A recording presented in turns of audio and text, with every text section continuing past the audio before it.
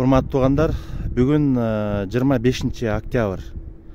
Могу жерде чоң арыктын өйдө жагында резиденция кетип аткан жерде постоянно трехножка турат да.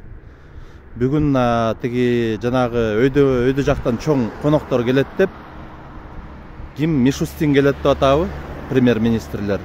Бул трехножка жок. Атайын мен мына бүгүн көрсөтүп атам, ата ушул жерде турат да. Байгүнү Путин келгенде да жок да.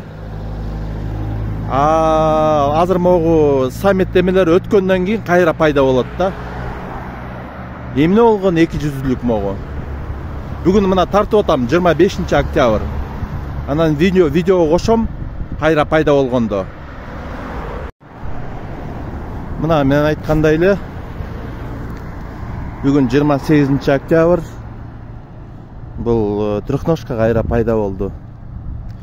Өзүм караттым. 25, 26, 27-си иштеген жок. Саммит убагында. Биринчи саммит, экинчи саммит убагында иштеген жок, кайра пайда болду. Ооба, бул эме трехножканын нар жагында знагы бар. Знагы бар. Турат дегенчи. Бирок жерге постоянный деле камера коюп койсо болот да. Эмнеге саммит убагында иштеген жок.